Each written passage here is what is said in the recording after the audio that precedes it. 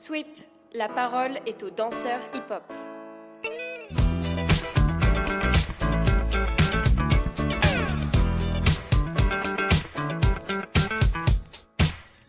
Yo yo yo Bruce Sheffard, aka l'homme qui faisait des caresses au sol, comment tu vas? Moi, ça va bien. Et vous? Moi, ça va plutôt bien, ça va Mathis. Bah ça va, tranquillou. On est très content de t'accueillir. Avant de démarrer la conversation, je souhaite la bienvenue à tous ceux qui rejoignent cet épisode s'ils n'en ont pas écouté d'autres avant, et même s'ils en ont écouté d'autres avant. Donc le podcast s'appelle Sweep et il est disponible sur les différentes plateformes, donc sur Deezer, Apple Podcast, Spotify et aussi sur YouTube. Donc voilà, bienvenue à tout le monde et merci Bruce de nous dédier 1 heure de ton temps matinal. Peut-être que pour commencer, tu peux te présenter simplement comme tu le veux. Ok, donc Bruce, breaker, danseur. Je viens de Rennes. Je danse depuis 23, 24 ans. C'est pas bien précis. Euh, j'ai commencé la danse. Je dansais Michael Jackson, tu vois. Mais mais bon, avant ça, tu vois, moi, je viens d'une famille un peu d'arts martiaux. C'est-à-dire que mon père, ma mère, voilà, ils enseignent les arts martiaux. Donc, j'ai toujours été en mouvement. C'est pour ça que c'est un peu difficile de dire quand j'ai commencé vraiment. Pour moi, c'est flou. Mais moi, je vais avoir du mal à tout situer chronologiquement, hein. En tout cas, voilà, tous mes grands frères dansaient. Moi, je suis le plus petit de mes frères. Voilà, on regardait des clips. MC Hammer, enfin tous les trucs, les clips d'NTM avec les petits passages des actuels, le film La Haine. Et puis voilà, je sais que j'ai imité Michael Jackson pendant longtemps. Et en fait, dans tous mes frères, j'étais le premier à vouloir danser au sol, à vraiment me lancer. Donc voilà, je m'y suis mis. Et c'est vraiment quand j'ai commencé à breaker que j'ai voulu vraiment approfondir, quoi. Donc, mais après, un peu comme tous les danseurs de ma génération, donc moi, je suis un peu avant les années 2000, hein. Je pense en 97, 98, j'ai dû commencer. Mais voilà, après, j'ai commencé dans ma ville, dans mon quartier. J'ai pris des cours à la MJC de chez moi. Donc, il n'y avait pas de cours de break, je faisais que du lock et du pop. Donc, j'ai commencé vraiment comme ça. Après les petits battles de quartier qu'il y avait tous les ans, il y en avait pas beaucoup. Fallait être dispo. Et donc voilà, j'ai fait ça. Et puis petit à petit, j'ai rencontré des danseurs. J'ai rencontré les danseurs de Saint-Malo. Donc il y avait Junior, il y avait Jeff, il y avait Rudy. Et en fait, dans ma ville, on n'était pas assez pour faire des battles. Donc, il fallait qu'on se mette avec une autre ville. Et donc là, j'ai rencontré d'autres gars qui étaient pas assez pour faire des battles, qui étaient de Saint-Malo. Donc, on s'est un peu alliés pour faire des battles. Et voilà, à partir de là, on avait notre petit crew qui s'appelle R3S à l'époque. C'était mon grand frère qui avait trouvé ce nom. Ça s'appelait Rencontre du troisième style. Je sais pas pourquoi, c'est une illumination de sa part. Donc voilà, c'est le grand frère. Donc, et puis voilà, on a commencé à faire des battles un peu partout. On a commencé, et puis Junior, lui, il allait, voilà, un peu sur Paris. Il avait ses cousins qui étaient dans Badland. Et donc, du coup, il a fait partie du groupe Wanted. Et à partir de là, il y a toujours une brèche entre la Bretagne et le groupe Wanted, quoi. Il y a plein de danseurs, voilà, qu'on fait la navette Bretagne Wanted. Voilà, j'ai fait un peu un gros, un gros Ouais, raccourci, mais... de toute façon, on va revenir dans. Mm. Surtout que toi, tu danses depuis 23, 24 ans, donc c'est toujours dur j'imagine, de faire une chronologie qui est fidèle à autant d'étapes différentes et tout. Donc, je pense que en 1 heure, on n'aurait pas le temps de zoomer sur tous les trucs, donc on va y aller un petit peu au hasard. Mais par exemple, peut-être pour commencer, il y a des gens pour qui c'est très précis le moment où ils ont commencé la danse parce qu'ils viennent pas de milieu forcément artistique ou physique, donc à un moment donné c'est un choix clair. Et toi tu disais que c'était un peu plus flou, mais parce qu'il y a toujours eu du mouvement peut-être dans ta famille et de l'art. Mais est-ce que il y a eu quand même peut-être un moment clé où tu as eu l'impression de t'engager vraiment et de prendre la décision d'en faire plus qu'un loisir? Il y a un moment clé, mais c'est pas un moment clé comme un déclic. C'est plutôt parce que à la base, enfin, dans ces années-là, on pouvait pas savoir qu'on pouvait vivre de la danse. Déjà, donc tu t'engages dans un truc où tu vas à fond, mais tu vois, en même temps, tu t'interroges beaucoup sur ton avenir. Mais après, c'est des rencontres, quoi. J'ai rencontré des personnes comme David Collat, par exemple, qui à l'époque était de Paris, mais qui aujourd'hui est à Marseille. Mais je sais que lui, c'était un moment clé parce qu'en fait, chez nous, on a eu de la chance en fait d'avoir des formations.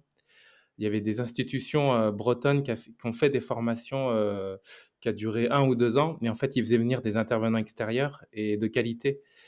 Et donc, il y avait plein de gens. Il y avait Bibiche, il y avait Popin Taco, le prof de Michael Jackson. Donc, imaginez ma joie enfin d'atteindre. Mais voilà. Et en fait, il y avait David Collat dans cette formation. Et lui, il a toujours été hyper sympathique. Mais pour nous, en fait, comme on avait que lui comme repère, on pensait que tout le monde était comme lui, hyper sympa et hyper dans le partage.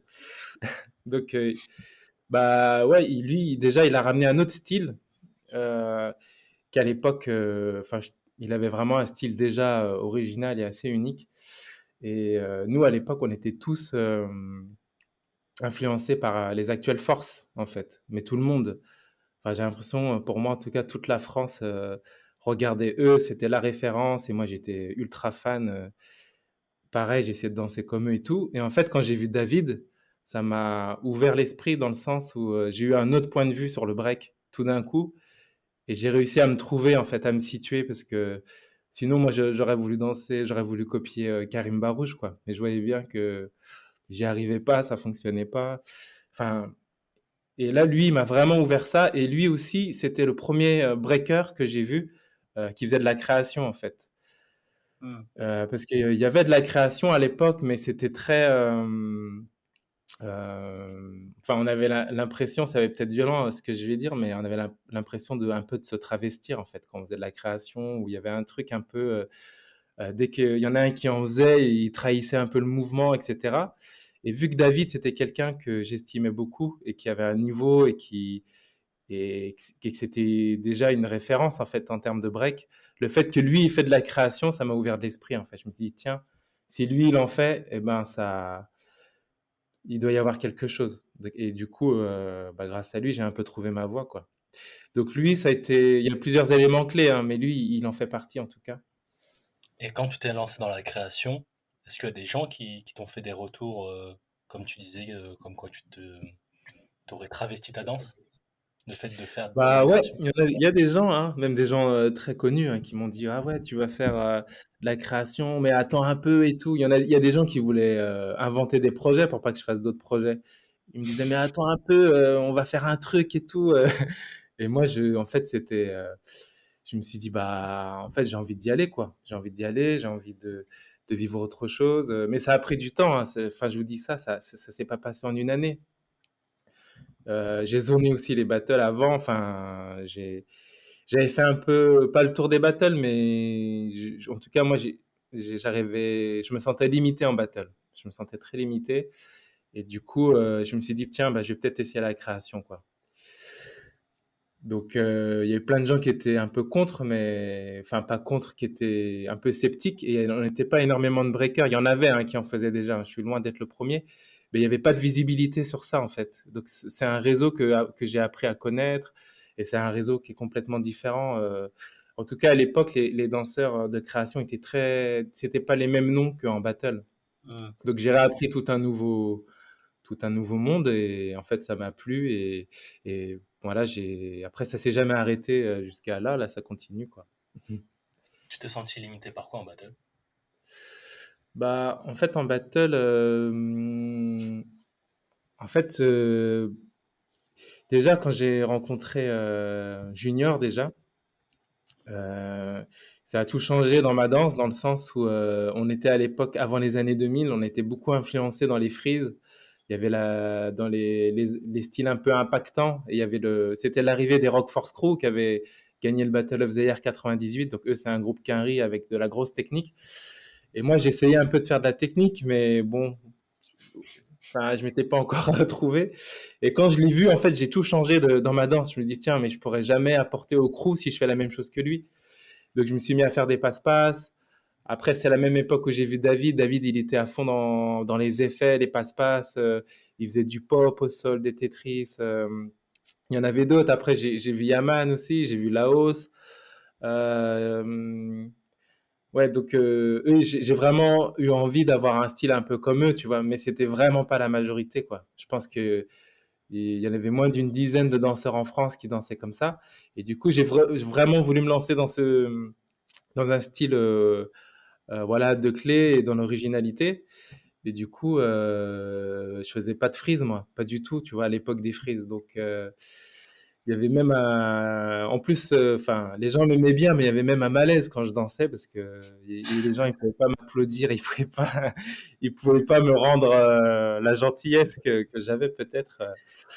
Donc, moi, j'ai pas été très, enfin, c'est pas que j'étais épanoui, mais il fallait que je rencontre Laos ou tu vois ou que je rencontre David. Et en fait, les battles, je les choisissais comme ça. Quand il y avait un jury un peu à part, des gens des actuels et tout, et ben, vu qu'il n'y avait pas de prize money, c'était vraiment ça qui me faisait dire ah bah tiens, je vais faire ce battle, je vais demander des conseils à David, ah bah tiens, je vais faire ce battle, voilà, j'ai demandé des conseils à un tel.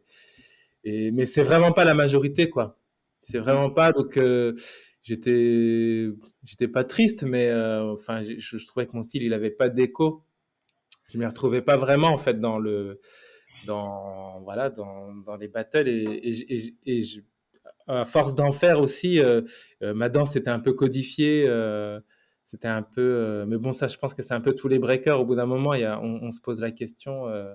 Quand on arrive dans le break, on dit tout un peu, et après, il arrive un moment où, une fois que tu as tout dit, tu te retrouves un peu face à toi-même, et tu as une décision à prendre, en fait. Enfin, j'ai l'impression que soit tu continues ce que tu es en train de faire, ou soit tu choisis d'être honnête envers toi-même et de travailler sur tes lacunes. Donc moi, j'ai décidé voilà, d'aller dans mes lacunes, quoi. Mais du coup, ça a Alors, remis plein de choses en question. Ouais. dans le, dans le break, je trouve que le rapport que chacun il a avec son corps est assez intéressant parce qu'en fonction du corps que tu as, tu tu t'intègres pas toujours pareil dans le break. Et toi, je t'ai souvent entendu dire à moitié en rigolant, mais que tu avais une manière de breaker qui était feignante, et dans le sens où tu faisais le minimum d'efforts parce que tu avais un corps qui était difficile à déplacer. Et là, tu parles du fait que dans les frises, tu te sentais limité, etc. Du coup, tu dirais que ton style, tu l'as construit par rapport aux limites que te mettait ton corps? Euh, Oui, bah, je pense que le style, déjà, il est propre au corps de chacun. Et plus tu connais ton corps, et ton style est juste. Mais bah, après, c'est vraiment compliqué. Enfin, j'ai l'impression que c'est vraiment un chemin complexe de définir mon style. Mais après, j'ai aussi un caractère. J'ai bien conscience que, enfin, j'ai toujours le talent d'aller dans les trucs où faut pas y aller, quoi. Dans le break. Mais bon, ça, je pense que c'est lié à mon caractère. Mais il y a aussi, bon, pour aller aussi dans le vif du sujet, bah, euh, entre, euh, entre le moment où je fais des battles et au moment où je fais de la création, je me suis arrêté aussi 2 ans, voire 3 ans, parce que j'ai eu mon premier enfant assez tôt. J'ai eu à 23 ans. Et du coup, j'ai fait un peu une pause et en fait, je me suis intéressé à l'art du bonsaï, que c'est des petits arbres japonais en pot. Et en fait, mais rien à voir, hein, c'est juste ma femme qui est allée chez le fleuriste et, et le temps qu'elle choisisse ses fleurs, bah, moi j'ai acheté un bonsaï, un petit arbre japonais, et puis je l'ai ramené à la maison. Et puis aussi, j'ai regardé sur Internet comment s'en occuper, etc. Donc j'ai changé la terre, j'ai tout ça. Et puis après, je me suis inscrit dans un club, donc j'ai fait ça très sérieusement. J'ai arrêté vraiment le break pour ça. Donc j'étais à fond dedans, je m'étais abonné au magazine, je prenais des grosses masterclass avec des grosses pointures du bonsaï. Et je me suis rendu compte que le bonsaï, c'était très structuré. Il y a une fédération, tout ça. Je suis putain, mais en break, on n'a pas tout ça. Et puis, c'est un art où il faut beaucoup lire le bonsaï, comment faire des engrais, tout ça. Et en fait, le côté, un peu l'énergie que j'ai, elle est liée à ces arbres-là, en fait. C'est plus complexe que ça, hein. Et c'est pour ça que j'ai fait ma compagnie aussi, c'est pour comprendre ce qui se passe en moi. Donc, c'est clair que je vais avoir du mal à donner des réponses précises aujourd'hui. Mais, euh, mais ce qui fait que mon rapport au mouvement, il a complètement changé. Parce que dans le break, dans le battle, on a un rapport à la production. Faut toujours produire plus, en fait, c'est la sensation que j'ai. Et que dans le bonsaï, c'est complètement différent. C'est un côté naturel que tu veux. Et du coup, ça m'a forcé à produire moins, en fait. Des mouvements que je faisais en un temps. Enfin, des fois, j'essayais de faire 8 mouvements en un temps en break. Et ben là, avec le bonsaï, avec l'influence, je faisais un mouvement sur 8 ans. Tu vois, j'ai tout changé. Et en fait, ça m'a permis de me découvrir dans mon corps, d'avoir de l'espace pour se découvrir dans mon corps. Et ma réflexion, elle est partie de là, même s'il y a plus de choses encore, hein. Mais c'était de laisser de l'espace, en fait, et de vraiment découvrir ce qu'était mon corps, en fait. Mais c'est parti de vouloir faire un break naturel. Voilà. Et est-ce que tu pourrais m'expliquer en quoi l'art des bonsaïs, enfin en quoi c'est un art en fait? Parce que enfin, Mm. pour moi c'est juste le fait tu jardines en fait pour moi. Donc est-ce que Ouais. du coup le fait de faire pousser des coquelicots, on pourrait appeler ça l'art des coquelicots? Tu vois ce que je veux dire ou pas? L'art du bonsaï, c'est de miniaturiser un arbre. En fait, et de le mettre en pot, en fait. Donc, il y a plusieurs légendes, hein, qui vont dire pourquoi on les met en pot. Mais en tout cas, c'est de prendre un arbre qui est en pleine nature, dans les montagnes. Je ne sais pas si vous avez vu Karate Kid avec Maître Miyagi qui ramène un bonsaï dans, dans son atelier. Mais bon, c'est un peu cliché, mais c'est ça en fait. C'est de miniaturiser un arbre. Donc, c'est quand même de la nature, mais c'est quand même pour un but artistique. C'est quand même pour le cultiver. C'est quand même pour le. Il y a quand même et moi, c'est ça qui m'intéressait au début, c'est le côté esthétique en fait. Tu as un arbre qui pousse d'une certaine manière et toi, tu as envie qu'il soit tout tordu ou tout ancien ou de lui donner une forme qui est intéressante. Donc, c'est comme le break, ça parle de forme à la base en tout cas. Et moi, c'est ça qui m'intéressait parce que moi, j'ai pas du tout la main verte et la nature, ça m'intéressait pas plus que ça. Mais c'était le fait là bah, de faire ce que tu veux d'un arbre, de lui donner une forme, même si en fait, c'est pas du tout ça. Mais c'était ce qui m'avait attiré. Et après, tu apprends qu'un arbre, bah voilà, ils ont enfin, chaque essence a ses particularités. Et puis moi, je fais plein de parallèles avec le mouvement, quoi. Dans un arbre, on peut pas tout travailler en même temps. Il faut que tu travailles les racines, après le tronc, les branches primaires et les branches qui viennent ensuite.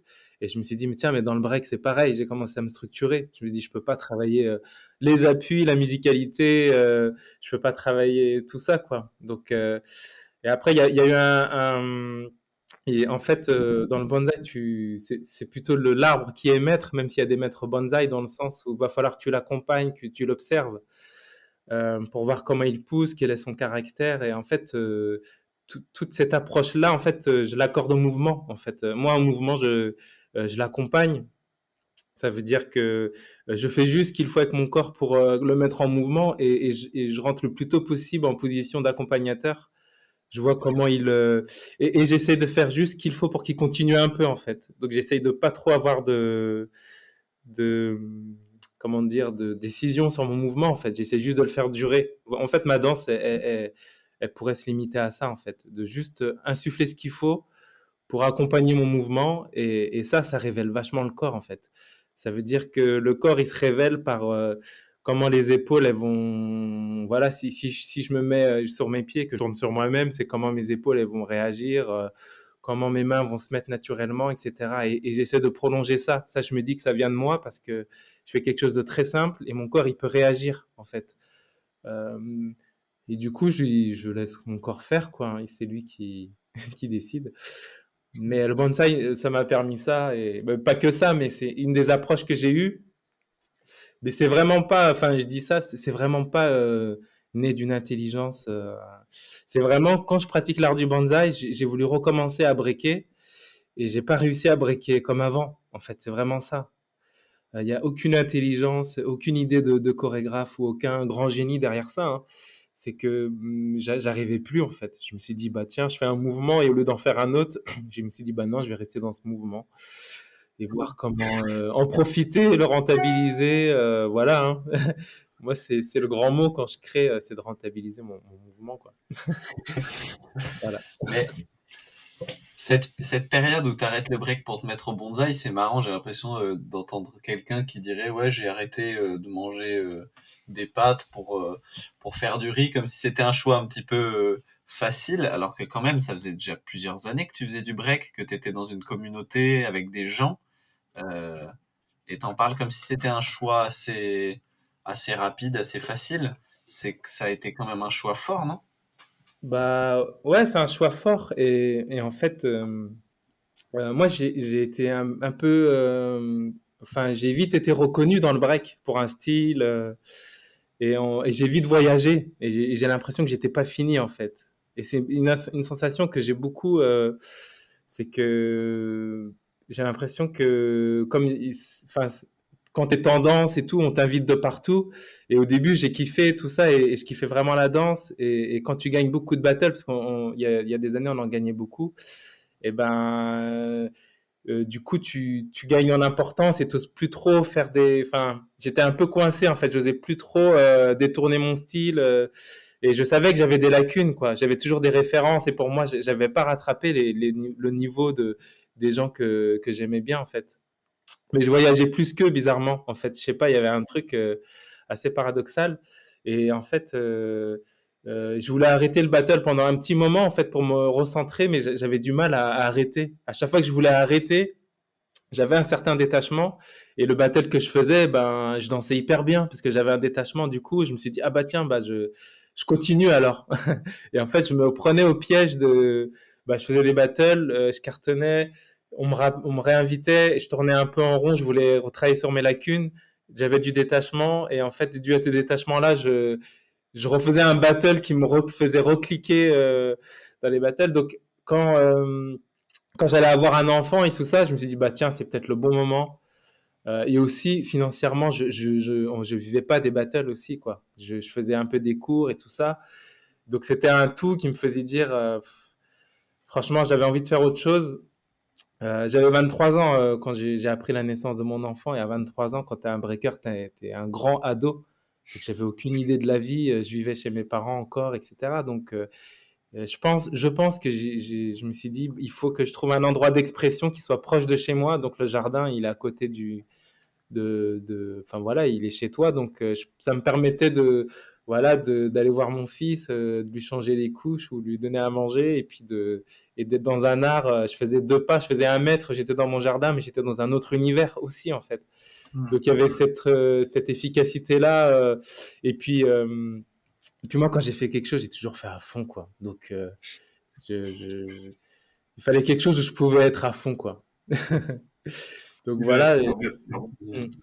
Tu le faisais à fond parce qu'il y a des personnes qui font la chose à fond par plaisir de la compétition et de devenir une pointure dans la chose, ou tu le faisais à fond parce que tu avais juste besoin de nourriture pour l'esprit et que tu avais besoin d'aller dans un truc complexe sans même parler de devenir fort dans quelque chose. Bref, il y a un peu des deux, hein. Il y a un peu des deux, ça me nourrissait l'esprit, mais ça, je l'apprends toujours après, en fait, hein. Je fais toujours les choses pour les mauvaises raisons, un peu. Je me suis dit, je veux, je veux avoir un nom dans l'art du panda et tout, mais c'est hyper compliqué. Enfin, je vous raconte, enfin, en fait, pour être un maître, c'est pas du tout comme la danse, en fait. Il y a une hiérarchie, il y a des, en fait, dans le bonsaï, tu dépends aussi des saisons. Tu peux pas aller plus vite que tes arbres, en fait. Donc, c'est hyper compliqué, mais je voulais être, mais comme tout hein, dans le break, je pense que je voulais être reconnu. Et en fait, quand j'ai commencé les battles, j'étais reconnu pour une originalité, mais que j'ai provoqué en fait. Que je me suis dit, tiens, je vais faire ça, je vais faire des passe-passe avec les poignets. Ah bah c'est déjà utilisé, bah je vais le faire avec le menton. Et puis tu vois, ma complexité, elle était de cet ordre-là.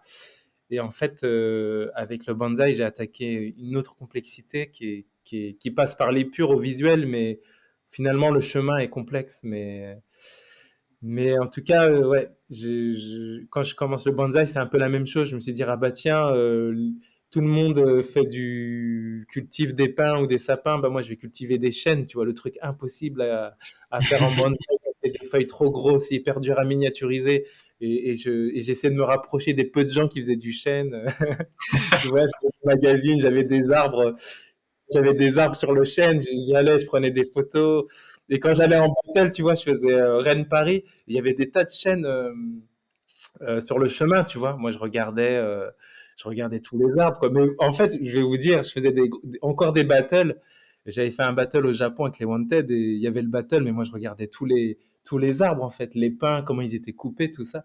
Donc, ouais, ça, c'était, voilà, tu vois, j'étais à fond à ce point-là.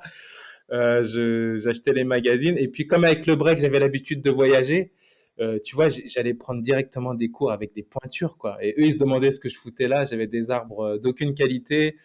J'arrivais avec des plumes à suède, la casquette à l'envers, tout ça. Tu vois, c'était des gens du troisième âge à la retraite qui faisaient du bonsaï. Il y avait, enfin voilà quoi. J'étais dans ce quotidien-là pendant pas mal de temps. Et c'est rigolo de t'entendre parler de l'esprit de compétition, en tout cas de performer dans une discipline, parce que au quotidien, t'es quand même une personne plutôt calme et pas détachée, mais je me serais pas douté qu'il y avait ce goût pour le performatif et la compétition chez toi, tu vois. Et ça me fait me demander d'où est-ce que ça vient. Bah, je pense que j'échappe pas. Enfin, c'est juste que là, mon travail, enfin, aujourd'hui, il est sur d'autres choses que la danse. Donc, au niveau de danse, j'ai plus trop d'enjeux à part prendre du plaisir et de faire des projets. Mais je sais pas si c'est que la compétition aussi. Je pense que en fait, enfin, j'essaye. Je sais pas, ça dévie un peu, mais j'arrive très peu à savoir comment je suis. Et en fait, la compétition, elle est pas du tout dans la compétition. En fait, de faire tout ça, ça m'aide à comprendre ce que je suis, ce que j'aime, etc. En fait, je pense que je suis une personne qui a beaucoup de mal à savoir ce que j'aime. Enfin, des fois, je dis j'ai très peu de charisme en fait. Tu vois, j'ai très peu de par rapport à d'autres danseurs. Enfin, tu vois, je suis très peu intéressé. Pas mon parcours, c'est un problème pour vous expliquer parce que je suis pas. Enfin, enfin, je trouve que j'ai pas de. J'ai beaucoup de mal à me définir. J'ai beaucoup de mal à savoir et je sens bien que je suis pas dans le même moule euh, et que j'ai besoin de. Enfin, par exemple, j'ai très peu de gens proches dans mon break, très très proches. J'ai l'impression d'être trop éloigné. Et dans la chorégraphie, pareil. C'est pour ça que je fais de la chorégraphie d'ailleurs, parce que je trouve pas ma communauté. Et du coup, je la cherche un petit peu. Et du coup, c'est pour ça que je pratique la danse. Mais le fait, il faut que je fasse des choses pour ça. La compétition, je sais que je vais la faire en fait. Et je fais toutes sortes de projets. Mais il y a un vrai grand écart dans mes projets. Je vais des créations sur les bonsaïs à des battles, tu vois. Donc il y a un grand écart. Mais dans ce grand écart-là, je vais travailler en faisant des choses. J'arrive à mieux me comprendre en fait. Voilà. Mais ça passe par la compétition, mais c'est pas une finalité du tout. Ouais. Ça serait ça la raison première de pourquoi tu fais de la danse et de la chorégraphie, c'est résoudre l'énigme un peu de qui tu es, quoi. Je pense, ouais. Après, je pense que, enfin, tous les danseurs de ma génération, on a commencé pour une raison aussi un peu sociale. C'est encore un peu le social, un peu. C'est un peu, tu te retrouves nulle part, tu peux pas faire d'activité, tu fais du break. Donc, parce que tu peux le faire en bas de chez toi, tu vois. Donc, il y a un peu ça aussi. J'ai pas trop choisi le break aussi, tu vois. Il y a plein de choses qui m'intéressent. Avec du recul aujourd'hui, j'aurais pu faire un tas d'autres choses. Mais le break, c'est ce que je pouvais faire assez facilement. Et du coup, la danse, ça m'accompagne un peu partout, enfin, un peu partout. C'est, c'est quelque chose qui m'accompagne. Ça veut dire que c'est en même temps, pour travailler, je break. Pour lâcher prise, bizarrement, je vais breaker. Pour faire la fête, je vais danser. Mais c'est plein de sortes de danses différentes. Donc, c'est un peu un truc social où je me suis construit avec le break, je peux pas faire autrement. Et du coup, grâce au break, ben, j'en profite pour faire rentrer plein de disciplines et pour avoir une curiosité sur le monde, en fait. Donc, le break, c'est toujours là, mais c'est surtout une porte d'entrée sur les choses que je connais pas, en fait. Parce que j'ai une crédibilité dans le break. Et donc, ça me sert à ça, en fait. C'est dans la compréhension, elle se fait au niveau là, en fait. Donc, c'est pas du break pour du break, c'est du break parce que je fais du break et que je suis reconnu dans ma compagnie, ben, j'ai une sorte de crédibilité et je m'en sers un petit peu pour dire, ah bah tiens, je vais faire un projet sur ça. Et on m'écoute parce que je fais du break et que j'ai un parcours, mais je suis très peu intéressé par mon parcours, quoi. Tu dis que tu fais du break pour l'aspect social, mais il y a 2 secondes, tu disais que quand même, tu avais peu de personnes proches dans ta discipline. C'est un peu contradictoire. Ouais, bah en fait, j'ai commencé par vraiment le côté social, dans le sens où je pouvais rien faire d'autre, quoi. Moi, enfin, c'est plus dans ce côté-là, c'est plus dans le côté où j'ai pas choisi. C'était en bas de chez moi, on dansait dans les halls d'immeubles, dans un garage. Donc, tu vois, moi, à la base, bah, je voulais faire du basket, mais je pouvais pas y aller, tu vois. Fallait que, faut de l'équipement, faut une licence, faut des parents un peu qui t'accompagnent. Moi, mes parents, mon père, il est de La Réunion, ma mère, elle est du Cambodge. Ils sont arrivés, enfin voilà, ils venaient d'arriver en France, donc c'est compliqué. Mais c'est dans ce sens-là. Mais c'est vrai qu'il y a un paradoxe, hein. Il y a vraiment, moi, je sens que j'ai des paradoxes en moi. Et en fait, je pense que c'est complexe, mais je pense que tout le monde, c'est un peu complexe. Mais l'endroit de la création, en fait, aujourd'hui, c'est un endroit où je peux arriver avec ma complexité, en fait. Alors que dans le break, je peux pas arriver avec toute ma complexité. Il y a quand même un cadre. Il y en a qui arrivent à donner un temps suspendu, à donner un côté artistique dans le break. Il y a peut-être une personne dans un battle à chaque fois, tu vois. Mais moi, j'ai réussi peut-être à le faire de temps en temps, mais c'est pas un truc qui est acquis. Et je peux pas arriver avec tout le bonsaï, et tout ça, alors que la création, je peux être à la fois un amateur de bonsaï, de break, je peux être un père, je réfléchis à plein d'endroits différents. En fait, je peux arriver avec cette complexité-là dont tu parles, et le break, ça m'a permis ça, mais dans le battle, je peux pas avoir ça. Je dévie, hein, tout le temps un petit peu, mais au moins vous avez la preuve en podcast de ça. Je voulais revenir sur ta petite description sur Instagram. Tu dis danseur pour Free Minds, danseur pour Wanted Pussy, danseur, enfin pour les compagnies, tout ça. Et ça m'interrogeait sur parce que moi, quand je vais me définir dans un crew, je vais dire je suis un danseur de ce crew-là et pas je danse pour ce crew. Alors que si je dansais pour une compagnie, je dirais je danse pour cette compagnie. Est-ce que tu vois un peu la différence? Et du coup, je voulais te demander si toi, Wanted Pussy, Free Minds et tout ça, tu les considères comme un crew avec lesquels tu vas faire des battles, enfin comme vraiment des amis, ou juste comme une compagnie, où des fois ils vont te proposer d'aller faire un battle, d'aller faire un show, d'aller faire un truc, plus sous le format projet.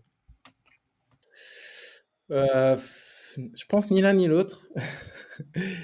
En fait, c'est une partie de mon crew. Enfin, je fais partie de Wanted. Bah, du coup, il y a une histoire un peu différente parce que c'est le premier grand crew que j'intègre. Et à l'époque d'intégrer Wanted, c'était une reconnaissance et c'était le crew le plus coté. Et c'est un crew qui a réinterrogé plein de choses dans le break parce qu'il faisait de la house et tout ça. Donc, j'ai une affection particulière pour Wanted, en fait, et pour l'image que ça dégage, mais je suis pas à l'origine du crew, en fait. Ça veut dire qu'à l'intérieur de Wanted, je me donnerai jamais enfin, je parlerai jamais d'arbre, tu vois. J'agis dans le crew et enfin, c'est très compliqué. Free Minds, c'est plus un collectif qui s'est formé après, et je suis content d'en faire partie. Mais pareil, je parlerai jamais d'arbres avec eux. Je pense, je sais pas, enfin, je pense qu'ils me prendraient pour un fou. Je sais pas, hein, ça se trouve ou pas du tout. Et en fait, tous les projets que je fais, j'en fais partie sans en faire partie, quoi. Mais j'estime que moi, mon projet, c'est tout ça en même temps. En fait, ça, c'est mon projet, c'est de... Mais un peu comme... Enfin, là où je sens que je peux jouer un rôle, en fait, des fois, c'est aussi en faisant ça, en fait, en faisant des ponts. Comme David Kola, il l'a fait pour moi, un peu. Ça veut dire que lui, il était reconnu en battle, mais il fait de la création. Donc, par rapport à lui, vu que lui, je le respecte et que c'est un exemple pour moi, il fait de la création, bah, il a fait le pont entre la création. Et moi, en fait, au final, quand je fais tout ça, ou même tout ce que je vous dis là, un peu des fois dans le désordre et tout, euh, c'est pour faire un pont entre ah bah tiens, tu peux être Free Minds ou Wanted, et tu peux faire de la création en fait, et tu peux aimer les arbres, et tu peux être Breaker. Enfin, j'ai marqué juste Wanted ou Free Minds, mais tu vois, quand Arabic Flavor, ils se sont formés, par exemple, et ben, il y a Samir, il m'a appelé, il m'a dit, putain, j'aimerais trop que tu fasses Arabic Flavor, tu vois. Et moi, je lui ai dit que j'étais un peu dans autre chose et tout, mais il m'a dit, mais même de cœur, tu vois, tu seras un Arabic Flavor, tu vois. Et je l'ai fait, et en création, j'ai même dansé pour Pokémon, tu vois.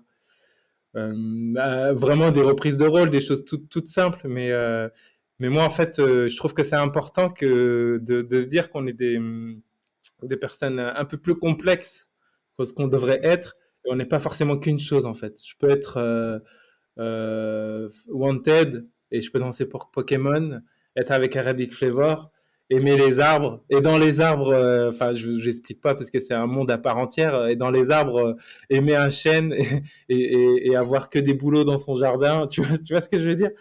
Être père et être... Non, mais en fait, moi, en fait, je pense que enfin, je ne saurais pas dire si je suis une référence ou pas, ou tu vois, enfin, il y en a qui, des fois... Mais en tout cas, enfin, je m'en occupe pas trop, en fait. En tout cas, je suis pas un bon tonton dans ces niveaux-là d'accompagnement, mais en tout cas, je trouve que c'est important qu'il y ait des gens qui fassent ce chemin-là, en fait, qui font euh, battle, mais qui font de la créa, et que dans leur créa, et qu'il y a plein de types de créa, en fait, et que tu peux aimer le break et faire quelque chose de très éloigné, en fait. En fait, moi, c'est ça qui m'intéresse, c'est d'accepter, en fait, ma complexité, et que les gens en fassent autant, en fait. Ça m'intéresse. En fait, il y a plein de choses qui sont intéressantes à parler avec des breakers. Et assez vite, quand je rencontre des gens, on va sur ce terrain-là, les gens que je m'entends bien, bah, c'est quand on a atteint ce niveau-là, en fait, d'échange. On en a parlé sous différents angles sans jamais vraiment attaquer le sujet, mais du coup, on peut peut-être vraiment ouvrir le sujet de ta compagnie et de est-ce que tu arrives à trouver une manière de représenter toute la complexité dont tu parles dans tes projets personnels, etc. Du coup, bah, ta compagnie, elle s'appelle Flocus. On peut dire que c'est une jeune compagnie, malgré le fait que toi, tu sois un tonton, comme on le dit, sous divers aspects.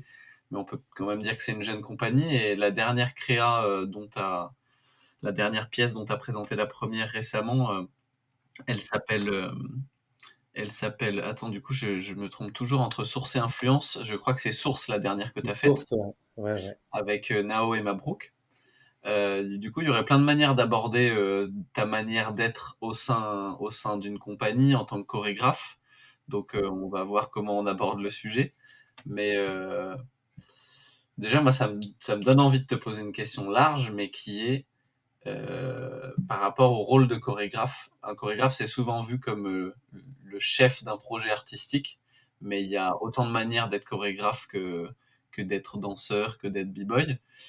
Toi, ce serait quoi tes conseils ou ta vision d'un bon chorégraphe? Qu'est-ce que c'est un chorégraphe qui fait bien ses projets? Pour moi, un chorégraphe qui fait bien ses projets, c'est quelqu'un qui va... Ouais, c'est compliqué. Il y a plein de niveaux de chorégraphie.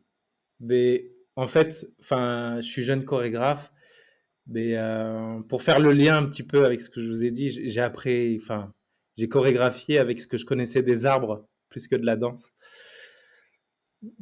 Et en fait, quand je faisais du bonsaï, je lisais pas mal. Et en fait, je me suis rendu compte que c'est quelque chose que j'ai jamais fait pour la danse. Et c'est assez précis. C'est en 2010, en fait, que j'ai commencé à m'intéresser à la chorégraphie beaucoup plus profondément.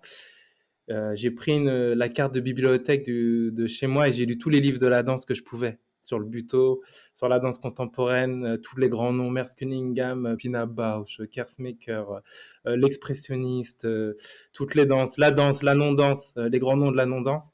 Donc il se passe, j'ai créé ma compagnie en 2017. Il se passe 7 ans où je sais que je vais faire quelque chose au théâtre. Et dans ce cas-là, et pendant 7 ans, j'oublie le break. Enfin, je suis interprète. Mais je décide de mettre de côté pour apprendre l'histoire de l'endroit où je vais me produire, en fait, sur scène. De l'histoire du théâtre en général, de la danse, de ce qui se passe, Rodolphe Laban, la danse postmoderne, enfin tout ce qui est possible en fait.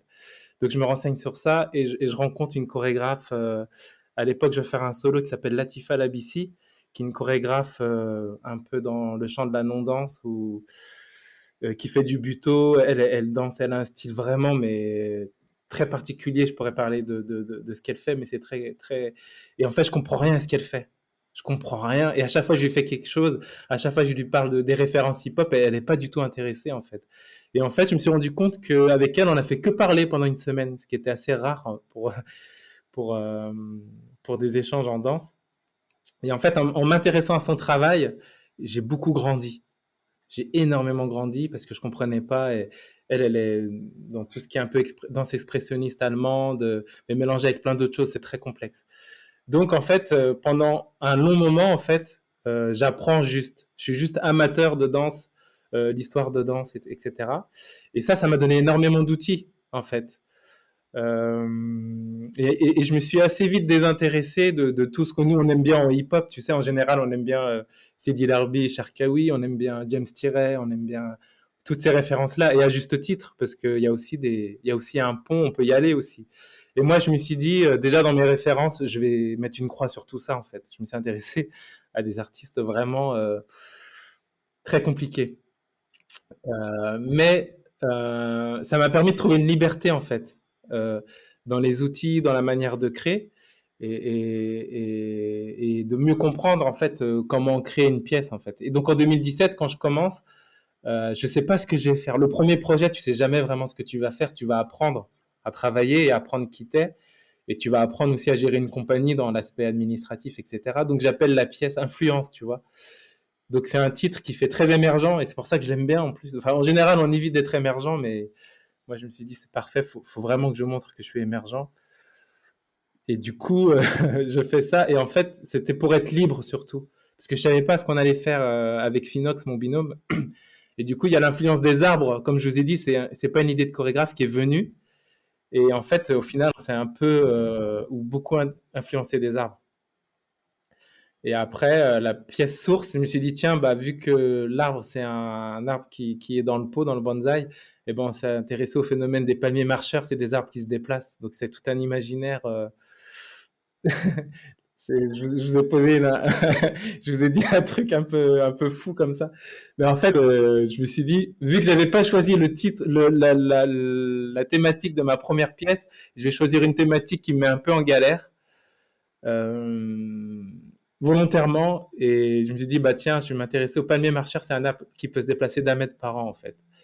Et je me suis dit, et ben voilà, on va faire ça. Mais vraiment comme ça, j'ai décidé ça et en fait, on a fait toute une recherche. Après, c'est beaucoup plus compliqué que ça, hein. Il y a beaucoup de thématiques qui en ressortent. Mais chaque pièce, en fait, répond à une problématique que j'ai eue avant. Et pour moi, être chorégraphe, c'est de résoudre ces problèmes-là, en fait. Les problèmes que j'ai et de trouver le bon... Et d'inventer les outils, parce qu'on a des outils tout faits, mais d'inventer des nouveaux outils à chaque fois, tu vois. Et de jamais faire le même processus. Et d'aller toujours plus loin, quoi. Et dans le but que la danse, elle s'emprisonne jamais aussi. Enfin, comme je vous ai dit tout à l'heure, moi, enfin, je sais pas si vous le ressentez, mais j'ai toujours peur que la danse, elle s'enferme d'une certaine manière. Et moi, je fais tout pour que ça reste libre, en tout cas voilà, si là, il y a une tendance, je vais forcément aller à l'inverse un peu. J'ai un cerveau qui réfléchit un peu comme ça. Mais en tout cas, pour moi, ce que je vais mener, en tout cas en tant que chorégraphe, c'est toujours pour que ça reste ouvert, en fait. Donc là, je fais un spectacle dans les spectacles, c'est des spectacles sur la lenteur pour l'instant. Parce que là, le monde va plus rapide. On est dans un truc de production. Je me suis dit, bah non, nous, on va faire une chose et ce sera tout lent. Voilà. Donc, je résous un peu les trucs comme ça, mais après, il y a du travail derrière, hein, rassurez-vous. Mais là, j'ai besoin d'exemples. Là. Parce que tu me dis que pendant ta créa, vous vous êtes intéressé au palmier marcheur. Mais Ouais. du coup, c'est passé quoi pendant les résidences? Je sais pas, t'auras un exemple d'exercice que tu leur as fait faire? Parce que je sais pas, genre, j'ai essayé de m'imaginer des trucs, j'ai vu débarquer des gens en palmier sur scène. Ouais, ouais. Ah ben, en fait, j'ai un cerveau qui répond à l'impossible. Ça veut dire quand il y a quelque chose d'impossible, ça me motive.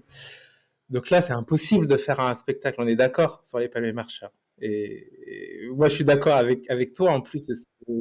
C'est vrai. Et quand j'ai expliqué la thématique aux danseurs que j'avais, ils étaient OK, mais c'est quoi la thématique? J'ai fait, mais c'est ça la thématique. On va faire les palmiers marcheurs. Donc je me suis dit, alors qu'est-ce qu'ils font les palmiers marcheurs? Ils se déplacent d'1 mètre par an. Déjà, il y a la notion de déplacement qui m'intéressait beaucoup.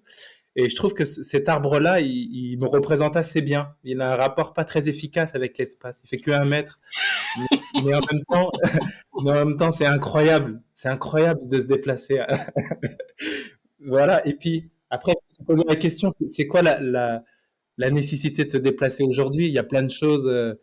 Enfin, après, sans aller dans des choses très dramatiques, mais il y a des gens qui changent de pays aujourd'hui, qui traversent la mer ou tout ce qu'on veut, tu vois. Et je me suis dit, quand même, la notion de se déplacer, c'est important aujourd'hui. Et après, c'était la question, mais comment on se déplace? Parce que tout le monde peut se déplacer sur un plateau. Et en fait, cet arbre, il chute et il repousse un peu plus loin, mais il veut une terre meilleure, en fait. Il est à l'endroit où il a une compétition à la lumière qui est trop importante. Donc, il est trop faible et il va chuter, il est trop fragile. Et il a la capacité de se déplacer horizontalement, de générer des racines pour repousser à un endroit, tu vois. Et je trouve ça me représente assez bien, en fait. Hein. On croit choisir au hasard. Et le fait de trouver racine un peu partout, tu vois, assez facilement. Tu vois, je suis free mind, en même temps, je fais du bonsaï avec des retraités, et en même temps, je suis papa à 23 ans. Enfin, tu vois, je m'enracine. Et je trouvais qu'il avait une capacité à s'adapter, que cet arbre-là représentait assez bien. Et je me suis dit, tiens, bah, c'est un spectacle sur la lenteur. Au début, c'était ennuyeux, je pense. Enfin, les gens qui regardaient, je pense que c'était trop long, tu vois. Mais c'est ce que je voulais au début. Je voulais un spectacle un peu trop long. Et je me suis dit, bon, et il faut dynamiser tout ça, en fait. Et en fait, lui, la dynamique, on la trouve dans la manière dont cet arbre chute. Donc je me dis, ah tiens, mais c'est trop bien, on va dynamiser la pièce, mais la seule manière de dynamiser, c'est dans la chute, quoi. Et donc là, que je trouvais une vraie nécessité à reprendre de la rapidité comme je faisais en battle, mais elle était motivée par quelque chose. Il y avait un sens, il y avait une intention derrière. Donc là, j'ai pu retrouver aussi on va dire, une autre énergie, mais par le biais de ces arbres-là, en fait. Donc du coup, on a dit, bah tiens, on va exploiter la chute.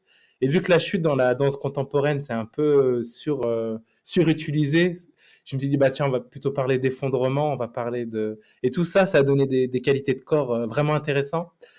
Et je me suis entouré de Nao et de Mabrou, qui sont 2 danseurs qui sont ultra souples, dans l'intuition de me dire que bah, leur souplesse, ça, pour moi, elle parle vraiment de la survie de ces arbres-là ou d'un bonsaï. Tu sais, un bonsaï, il pousse dans tous les sens parce que il peut pas pousser tout droit. Tu sais, il est piétiné, il est brouté par des animaux. Donc, il va tout le temps repousser comme il peut et ça fait des formes un peu étranges. Et donc, je me suis dit, bah tiens, Mabrouk et Nao, ils représentent vraiment ça. Ils sont souples et ils sont... Et pour moi, cette notion de souplesse, ça parle vraiment de la survie de ces arbres-là, quoi. Et donc, du coup, on a démarré une recherche. J'ai pris des photos d'arbres allongés. On a essayé de faire des arbres allongés. Après, on a essayé de représenter un arbre comme à l'école. Tu vois, moi, je faisais les racines. Mabrouk, qui faisait les branches avec ses bras. Mais c'était trop enfantin. Je me suis dit, bah tiens, ce côté naturel, il passe pas dans la représentation. Mais on s'est dit, bah, on va faire des choses très précises. Mais la manière d'y aller, elle va être naturelle. Donc, on a une pièce où je pourrais pas trop définir la durée parce qu'on a des poses très précises. Mais la manière d'y aller, eh ben, on peut prendre autant de temps qu'on veut. En fait, la liberté, le naturel, il se voit dans comment on va déployer un mouvement qu'on connaît très bien. Et du coup, en fait, ça m'a permis de développer d'autres outils, en fait, que j'aurais jamais développé si j'aurais fait les palmiers marcheurs, quoi. Enfin, je sais pas si vous comprenez un peu ma manière de... Si, complètement. Et en fait, ouais, ma créativité, elle vient de là. en fait, des trucs impossibles. Ouais.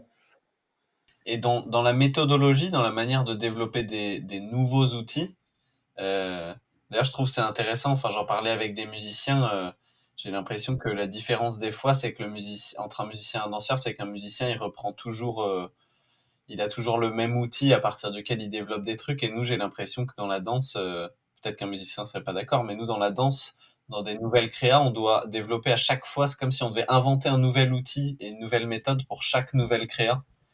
Et, euh, et Ouais. pour des outils et des méthodes si ambitieuses que celles que tu essaies de développer, par exemple avec les palmiers marcheurs, euh, comment ça se passe pour, par exemple, trouver une nouvelle manière de chuter ou trouver une nouvelle manière? Comment toi est-ce que tu analyses le mouvement? Tu passes plutôt par une analyse vraiment biomécanique de comment les corps y fonctionnent? Tu donnes des images, t'appelles des intervenants extérieurs ou tu fais tout à partir de ton propre cerveau? Euh, Comment est-ce qu'on crée une nouvelle méthode? Je trouve que c'est super ambitieux et complexe. Bah, en fait, déjà, je peux pas fonctionner tout de suite avec des regards extérieurs parce que souvent, en danse, on s'accroche à ce qui marche. Et moi, en fait, ce que je vais faire au début, c'est que je vais tout faire pour que ça marche pas, bizarrement. Tu vois? Donc, il faut pas que je travaille avec quelqu'un. Et en fait, j'ai une très mauvaise, je suis un très mauvais pédagogue, je pense, dans le sens, le corps, etc. Je suis pas très bon dans ça non plus. Mais en fait, moi, je suis quelqu'un qui reformule, en fait, d'une certaine manière et qui va chercher, avec le danseur avec qui je suis, la bonne question qui va lui faire ouvrir un monde. Mais dans ce monde-là, on est aussi perdu l'un que l'autre, en fait. Et je m'attache à ce qu'on reste perdu, en fait. Et à ce que l'objet artistique, moi, en fait, c'est mon objectif, c'est comme l'objet artistique m'échappe totalement. Donc pour ça, il faut que je maîtrise l'outil qui va nous faire pas maîtriser la chose. Tu vois? Donc ça passe pas par des choses très. Peut-être on a qui sont très forts pour ça, hein, qui sont très. Ouais, bah là, si tu relâches cette épaule-là, si tu prends ça. Je le fais un peu, tu vois, je fais un peu le chorégraphe des fois, mais c'est pas le. Voilà, c'est pas mon kiff en fait. Ça m'ennuie très vite. En fait, j'aime pas m'ennuyer, tu vois. Mais, Donc mais, du pour, coup, mais pourtant, pardon, je te coupe, euh, en t'entendant parler et sans savoir le genre de créa et de mouvement que tu fais, on pourrait croire que du coup ça donne des choses très désorganisées ou chaotiques, et pourtant il y a une vraie qualité de mouvement où on sent il y a quand même une compréhension profonde du mouvement dans les mouvements, je trouve, qu'il y a dans tes créas. Donc se perdre veut pas forcément dire du coup faire des mouvements désorganisés, chaotiques, etc. oui, oui, il y a aussi le fait que je me connais bien aussi et que à l'image de mon caractère, j'ai une danse qui s'harmonise pas mal en fait. J'ai une danse, mais ça doit être, je sais pas, peut-être dans mes origines, je pourrais pas dire, mais j'ai une danse qui se fluidifie tout le temps en fait. Mais j'ai un caractère comme ça, hein, je m'adapte partout. Donc du coup, je pars d'un endroit le plus chaotique possible en fait, parce que je me connais et je sais que ça va s'harmoniser. Et du coup, je pense que je choisis des danseurs aussi qui ont ça un peu en eux, tu vois. Donc c'est pas dû à mon fait. En fait, les gens qui danseront avec moi, ils auront jamais un déclic comme ils auront avec certains chorégraphes et de se dire ah bah tiens avec lui ma danse tout ça. Mais ils auront plutôt un déclic peut-être sur le monde, enfin un déclic plutôt intellectuel, pas intellectuel quoi, mais peut-être un autre genre de déclic quoi. Ça me donne envie de te poser la question de, comme tout chorégraphe, j'ai l'impression, ou metteur en scène, à un moment donné, tu te poses la question de la place que tu donnes au spectateur. Euh, je m'explique, mais par exemple, si tu fais une histoire très compréhensible du point de vue narratif, avec les outils de lumière, etc., qui font que le spectateur va tout comprendre tout de suite, par exemple, bon, c'est une histoire d'amour entre, je sais pas, un tel et un tel, tu peux donner une place au spectateur qui ne laisse pas la place à beaucoup d'interprétations et qui est une place plutôt confortable pour lui parce qu'il comprendra très facilement. Toi, j'ai l'impression qu'il y a une certaine radicalité quand même dans les choix que tu fais de créa, dans la place que tu laisses au public, parce que Là, tu nous parles des bonsaïs, tu nous parles des palmiers marcheurs, etc.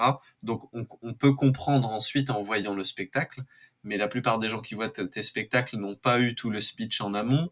C'est des choses très très lentes, c'est des choses qu'on n'arrive pas à classer et, et qui laissent donc une place particulière au public qui, pour moi, c'est comme si on disait au spectateur, bon, peut-être que tu vas pas comprendre, pas te sentir à l'aise, mais jette quand même un coup d'œil à ça. Est-ce que c'est une place réfléchie que tu laisses à ce spectateur-là? Ah ouais, c'est carrément voulu, hein. Enfin, de toute façon, je pense qu'il faut que le vouloir pour faire des trucs comme je fais. Mais en fait, comme je vous dis, c'est pour laisser une porte ouverte parce que les gens, ils s'attendent à voir un spectacle de danse hip-hop en plus. Mm. Et en plus, bah, ça n'a rien à voir. Enfin, ça a rien à voir avec le hip-hop, mais c'est aussi, je provoque un petit peu, tu vois, ma manière. Euh, mais je m'inquiète pas trop du spectateur, mais c'est parce que je me joue aussi de la danse.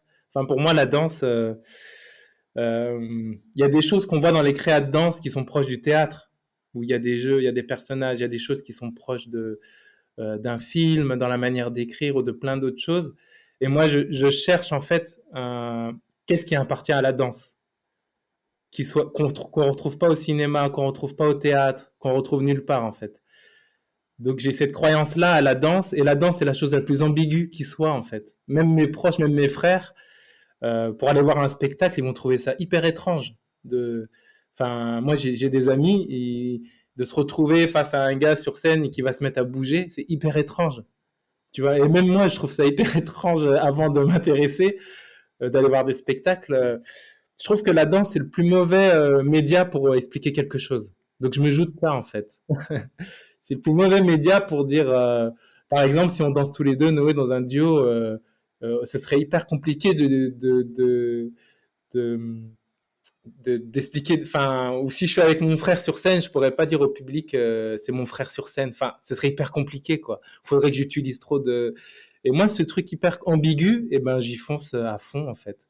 Je me dis, il faut que ça reste le plus ambigu possible. Je me joue de ça, en fait. Et en fait, quand on comprend, j'essaie toujours de laisser une porte vers quelque chose d'un peu plus. En fait, j'interroge vraiment. C'est une vraie interrogation et je donne aucune réponse, donc c'est peut-être là. Mais en fait, pour moi, ça appelle un plus gros imaginaire que des pièces qui sont plutôt d'ordre théâtral. Ça veut dire que chacun, avec son éducation, avec ses références, à son imaginaire. Par exemple, avec Source, j'ai fait un petit extrait devant les enfants, et il y a un enfant, il m'a dit, ouais, on dirait que c'est 3 bébés qui grandissent, quoi, tu vois. Et je trouvais ça hyper fort. Et il y a un autre enfant qui m'a dit, on dirait une liane qui pousse, quoi, tu vois. Et ça, en fait, c'est hyper intéressant pour moi, mais c'est purement égoïste, hein. Et du coup, quand tu fais un spectacle, et ben les retours, ils me nourrissent énormément, tu vois. Il y en a, ils m'ont dit, oh, on a vu des saisons, on a vu des. Et ça, en fait, c'est parce qu'en amont, le travail, il a été fait en sorte qu'un imaginaire peut survenir si on abandonne en fait ce qu'on connaît du spectacle et du hip-hop. Il y a quelque chose qui vient en fait. Donc c'est un pari qui est un peu plus gros, qui est un peu plus difficile pour le public, mais c'est un spectacle où tu es obligé au moins de te renseigner ou de savoir pourquoi tu comprends pas, et ça m'intéresse beaucoup. Qu'il y a des gens qui comprennent pas aussi en fait, enfin moi je m'inspire beaucoup de ça, et même avec mes interprètes, dès qu'il y a quelque chose qu'on comprend pas, qu'ils comprennent pas en tout cas, c'est là où on trouve les choses les plus importantes. C'est important en fait d'avoir des moments d'incompréhension, de pas tout comprendre pour moi en fait. Donc j'essaie de rester dans cette ligne-là en fait. Donc et je préfère faire quelque chose qui marche moins bien. Enfin, je sais que ça pourrait être mieux, hein, et je le dis même à des professionnels. J'ai très bien conscience qu'il y a mieux, mais en fait, je leur demande de participer à l'aventure. Je leur demande de promouvoir En fait, moi, je donne un esprit en fait plutôt que des. Et je réagis aussi à mon temps.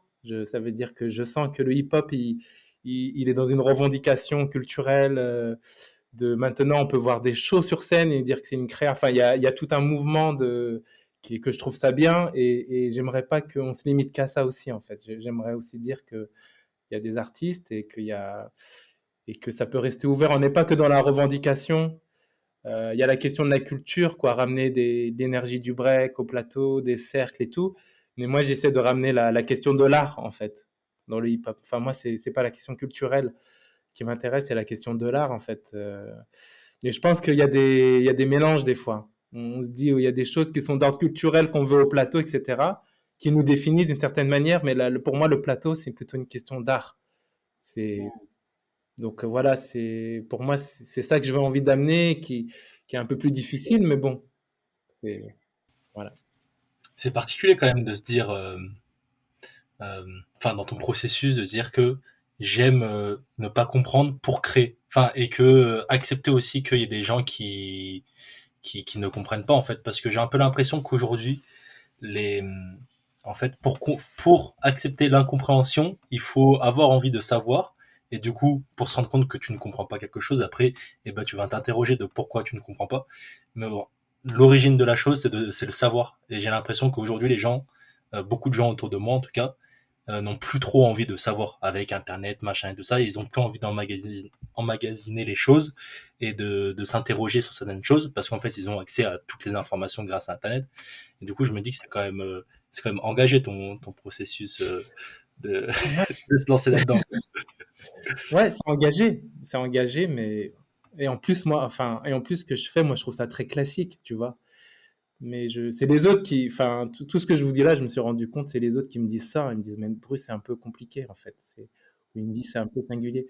Et mais je pense qu'il faut des endroits comme ça. En fait, enfin moi, la danse, c'est le seul endroit où j'arrive à ressentir ça en fait.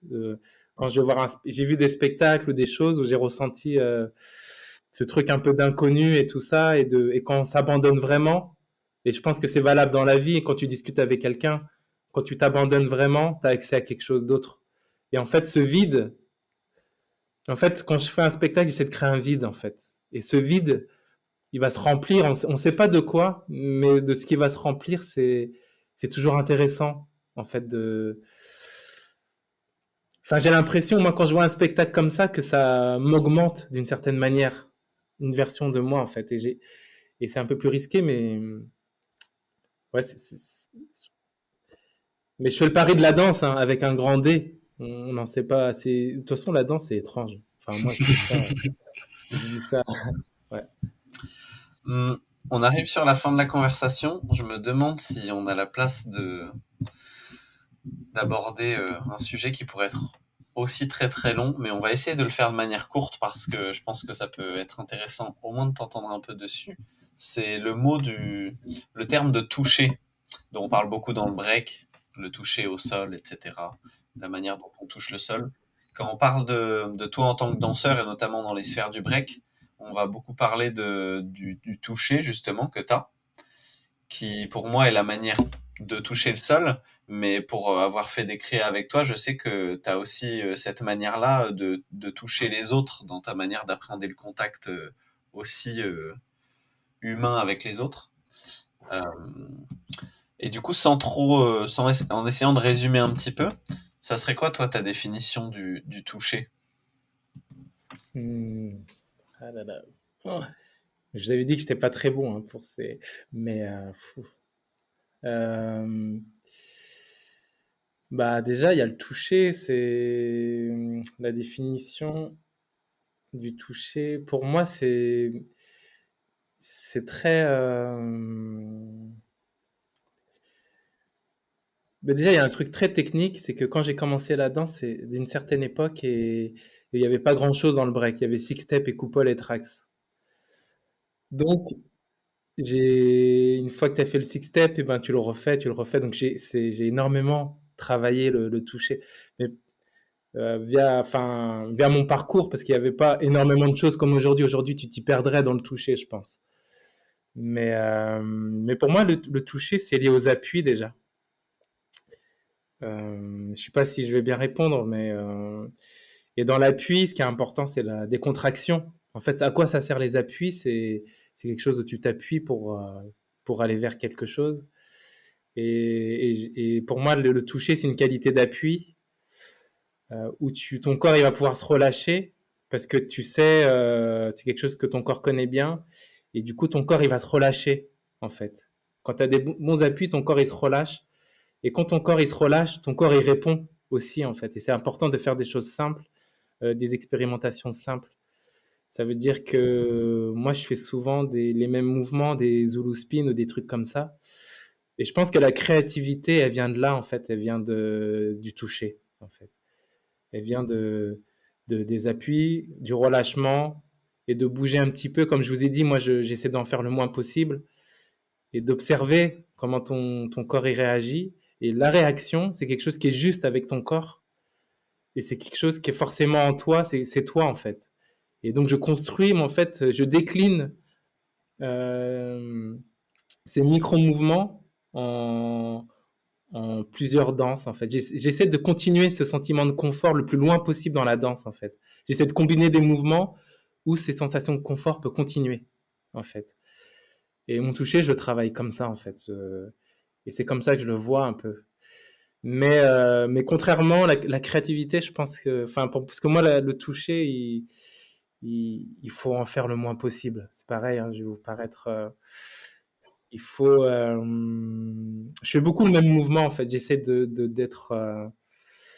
de ne pas être sélectif quand je m'entraîne. J'essaie de faire les mêmes trucs. Et au bout d'un moment, le corps, il se sent comme emprisonné. Il a envie de répondre, en fait, aussi. Quand on répète beaucoup les bases, mon corps, il a envie de bondir et de surgir, en fait. Et du coup, je fais confiance en ça, en fait. Mon toucher, c'est un peu toucher et créativité. Pour moi, c'est avec la même chose. En fait, ma créativité, elle vient de mon toucher. Elle vient pas de mon esprit. Elle vient pas elle vient ouais, des appuis, de la décontraction, sentiment de confort. Et dans le confort, gagner des mouvements avec le confort que j'ai, de me sentir bien, de pas me faire mal. J'aime pas me faire mal, donc voilà. C'est un peu ce que je peux dire sur le toucher, mais c'est vrai que c'est quelque chose qu'on m'accorde, mais que je conscientise jamais vraiment à fond, quoi. Sur Instagram, t'as écrit Cambodian Touch. C'est quoi ça? Ouais, C'est c'est par rapport au break? ouais, ouais, ouais. Moi, je suis cambodgien et réunionnais, et en fait, avec Rota, on s'est dit, tiens, on va faire un crew de Cambodgiens. Et puis on s'est dit, bon, on va s'appeler les Cambodian Touch, tu vois, on est nuls pour choisir du nom. On s'appelait la Fibre du Zesta avant. Et en fait, on voulait faire un groupe avec tous les franco-cambodgiens. Il y avait Willy, il y avait Young de Total Feeling et tout ça. On a essayé de faire un battle, un crew, mais on n'a jamais réussi avec les emplois du temps. Mais voilà, c'était juste ça. J'ai cru que tu définissais ton toucher au sol comme Cambodian Touch. Et je me suis dit, ah ouais, il est loin. Bah, non, ouais. En fait, c'était aussi parce qu'il y a la French Touch. Donc on s'est dit, nous, on va faire la Cambodian Touch. On arrive sur la fin de cette conversation. Et nous, on a comme petit rituel de demander à la personne d'avant toi de poser une question pour toi. Mais je crois que d'une certaine manière, ça a été... C'était Mehdi Baki, il te demandait comment allaient tes bonsaïs. Ah. Oh là là, putain, il remue le couteau dans la plaie, hein. Mais, en fait, j'avais une centaine d'arbres, quand même, dans mon jardin. Et quand j'ai redécidé à tourner, et c'était hyper compliqué à ma femme de s'en occuper. Quand j'en avais deux, ça va. Mais t'en as, faut arroser la terre 2 fois par jour. Il y en a, tu arroses que le dimanche. Il y en a, tu arroses la terre et les feuilles. Enfin, elle pouvait pas suivre. Donc, j'étais obligé de léguer mes arbres à un ami à moi avec qui j'ai fait du bonsaï. Lui, il avait un jardin et en fait, il est parti au Japon. Donc, je sais pas trop ce qu'il a fait de mes arbres, en fait. Mais je pense que si je me réintéresse aux arbres, je serais bien capable d'arrêter le break. Donc, j'essaie de pas trop avoir des nouvelles, en fait, de ça, même si... T'en as pas gardé Donc, un ou deux? j'ai essayé d'en reprendre un parce que, tu sais, j'ai des enfants et maintenant ils sont ados, quoi. Donc, je me suis dit, je vais en former un qui pourra s'occuper de... Mais c'est compliqué. C'est compliqué. J'ai déjà 3 chats, un lapin, un hamster. S'il faut qu'il s'occupe de l'arbre en plus, ça va pas il va être trop overbooké, quoi, tu vois. Donc, du coup, si on dit que les arbres sont dans mes pièces, ils se portent bien. Et donc, on va te Ils- demander, on est un- on va te demander de poser une question pour la personne suivante. Est-ce que Miel a répondu? Parce qu'on ne sait pas encore si la personne qui te succède sera Miel, donc danseur électro, ou Cynthia, qui fait du popping. Mais vu qu'on a encore une inconnue sur qui ça va être des deux, peut-être que tu peux nous léguer une question qui irait aux deux, ou un sujet à aborder qui irait aux deux. Eh ben, c'est quoi leur bonsaï à eux? Waouh. Voilà. Alors du coup, il va falloir qu'on leur explique toute la philosophie du bonsaï. Mais c'est bien, c'est cohérent avec le fait que t'aimes bien mettre du chaos et de l'incompréhension qui nous met en galère.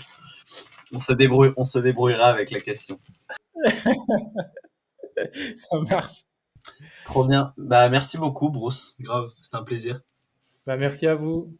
Et porte-toi bien, et on invitera les gens à s'intéresser au travail de la compagnie Flocus, et on mettra des liens pour que les gens puissent mettre des images sur tout ce dont on a parlé. Ah, et avant de partir, où est-ce qu'on peut retrouver ton travail facilement? Mon travail, je suis artiste associé à un petit théâtre qui s'appelle l'Intervalle à Rennes. Donc c'est souvent Rennes, Bretagne. Et justement, en fait, je cherche des endroits. Enfin, j'ai des endroits de diffusion, mais il faut aller sur le site, quoi. Mais de plus en plus, je vais faire des choses avec des centres d'art et un peu des choses en in situ, en fait.